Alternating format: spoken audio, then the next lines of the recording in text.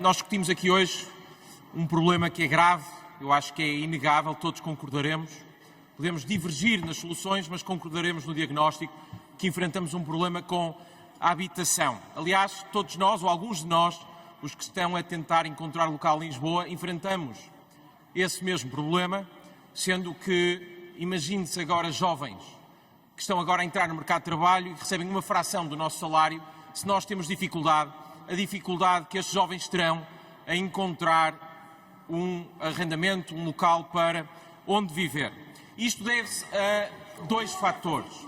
Do lado da procura, houve um aumento considerável da procura devido ao turismo, devido à imigração, devido até à mudança no perfil das famílias e, por outro lado, do lado da oferta, houve uma contração significativa. Em 2000, construíamos cerca de 120 mil fogos por ano. À data de hoje, construímos cerca de 20 mil fogos, portanto, uma redução de 85%.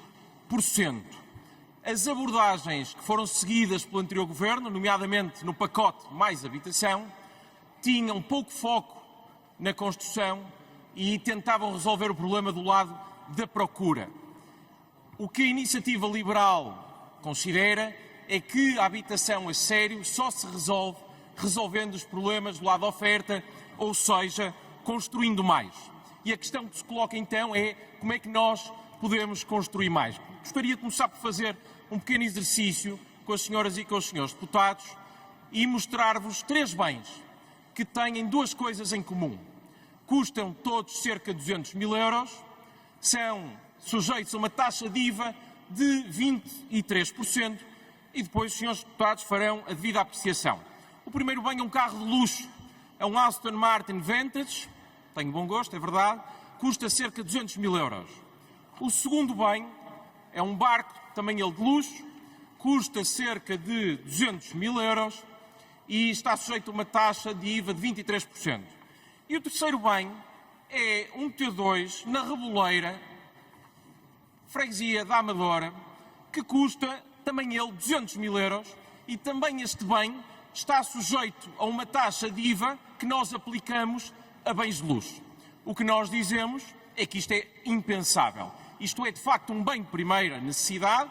Os portugueses precisam de um teto para viver e, portanto, não faz sentido algum que estejamos a aplicar uma taxa de IVA, que é, na verdade, um custo para os construtores e, com isso, a debilitar o mercado da construção. Portanto, a nossa primeira medida é reduzir a taxa de IVA para a primeira habitação própria e permanente.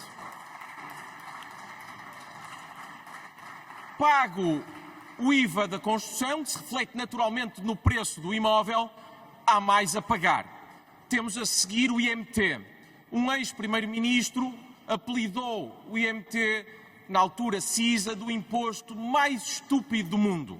O que não é coisa pouca, tendo em conta a concorrência feroz que existe em todos os impostos, taxas e taxinhas, cada um deles a competir pela falta de bom senso. Neste bem de 200 mil euros, uma pessoa, uma família, um jovem, teria de pagar cerca de 4 mil euros de IMT.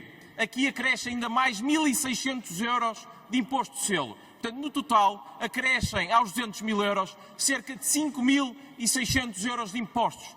Esses 5.600 euros, naturalmente, têm um impacto no mercado da habitação, reduzem a liquidez, tornam mais difícil a aquisição de habitação própria e também por isso a iniciativa liberal propôs a extinção do imposto mais estúpido do mundo, o imposto sobre os móveis, o IMT. Depois, pago o IMT, durante o ciclo de vida do imóvel, há que pagar mais um imposto, neste caso, o IMI. Aqui a nossa posição é simples. Nós achamos que o poder local, as autarquias, devem poder ter autonomia para definir se os imóveis sitos naquele local devem estar ou não sujeitos a IMI. E, portanto, a nossa proposta é que as autarquias tenham autonomia para poder reduzir o limiar mínimo do IMI para 0%, se assim entenderem. Isto não é naturalmente vinculativo, o ónus fica do lado das autarquias, é um instrumento de gestão camarária, de gestão das finanças locais, que deverá ser entregue às autarquias. Depois, quando temos senhorios que querem arrendar os seus imóveis, eles estão neste momento sujeitos a uma tributação autónoma. Houve uma pequena redução para 25%, ainda assim leva quase 1/3 da receita do arrendamento. Uma vez mais, isto é um obstáculo ao mercado de arrendamento, que já conta com muitos. Temos, aliás, o congelamento das rendas, que data da Primeira República e persiste até aos dias de hoje, e, portanto, também isto é aqui um entrave a um mercado de arrendamento que funcione melhor. E, portanto, a nossa proposta é que toda a construção que sirva para arrendamento, e, portanto, tenha esse fito, tenha esse objetivo claro, o arrendamento ser colocado no mercado, esteja sujeito a uma taxa reduzida de 14,5%.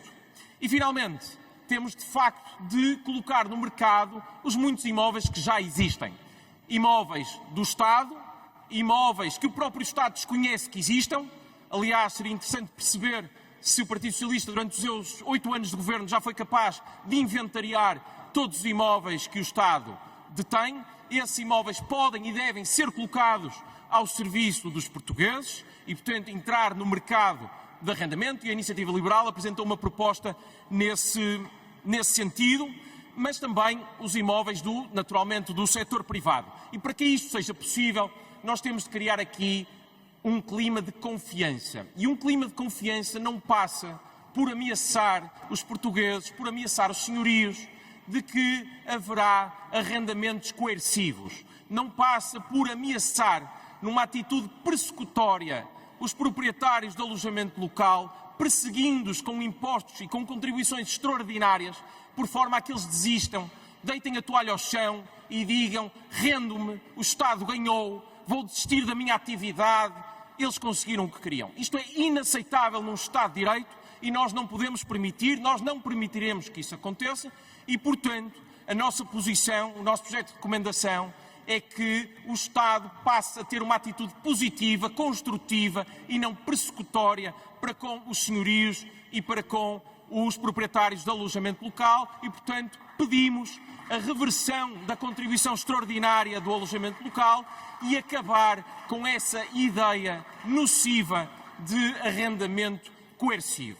Para somar ao agravo, temos hoje, vão ser discutidas hoje nesta Câmara, propostas no sentido de tentar fixar rendas ou então proibir a venda de imóveis a estrangeiros. No caso do PCP, essa sugestão é congelar as rendas, ou seja, tornar ainda mais imóvel o mercado imobiliário, porque naturalmente isso é um desincentivo aos senhorios a colocarem imóvel no mercado de arrendamento, e mais grave do que isso, é colocar os senhorios a substituírem-se ao papel e ao Estado Social e a fazerem de Santa Casa da Misericórdia.